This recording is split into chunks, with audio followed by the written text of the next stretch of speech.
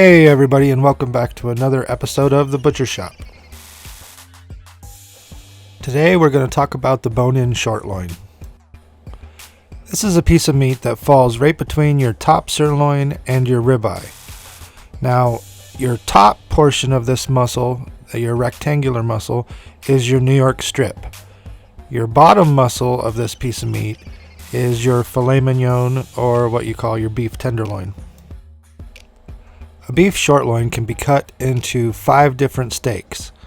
You have your porterhouse, your T-bone, your bone-in New York, boneless New York, and filet mignon. After chiming off a good portion of the bone, and we take a thick cut off the end, we can show you a little bit later in this video exactly where your filet mignon is located and your boneless New York strip. As you can see here on this porterhouse steak, the top portion is your New York strip and your bottom portion is the beef tenderloin.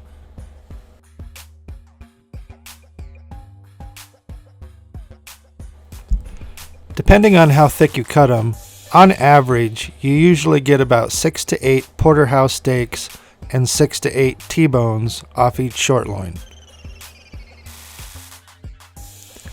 The only difference between the two steaks, between a porterhouse and a T-bone, is that after your beef tenderloin on the bottom reaches about the size of a 50-cent piece, it's then called a porterhouse instead of a T-bone.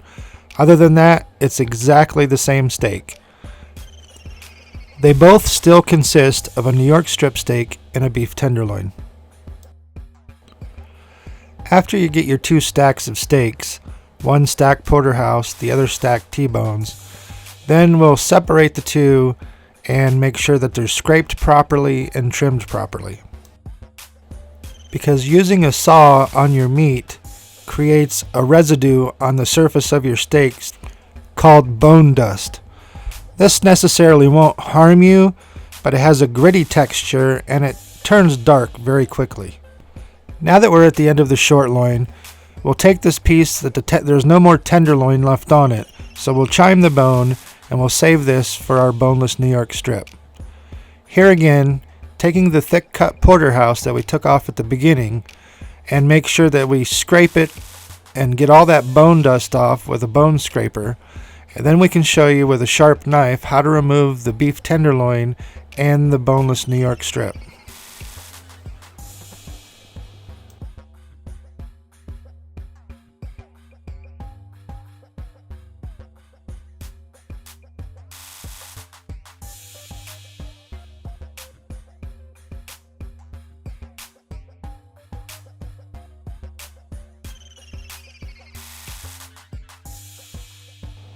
And here we have your filet mignon.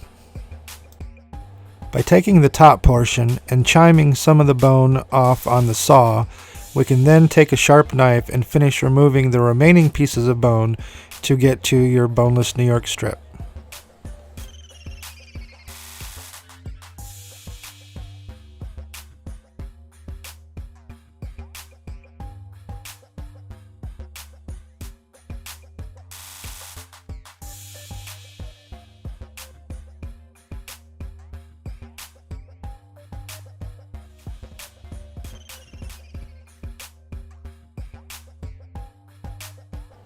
And here we have your boneless New York strip steak.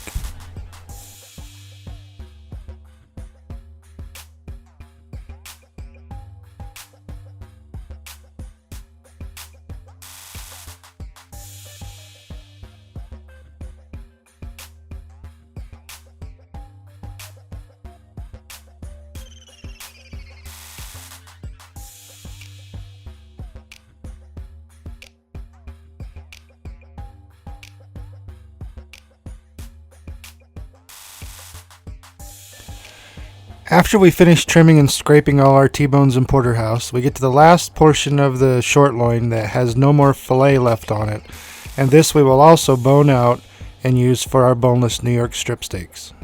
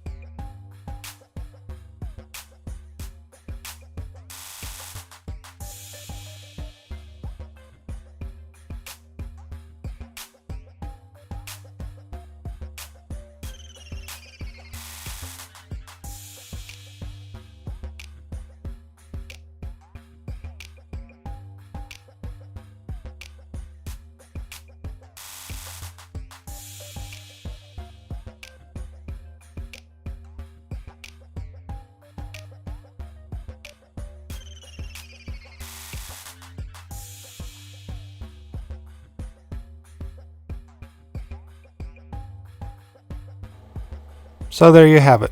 Boneless New Yorks, Filet Mignon, T-Bones, and Porterhouse.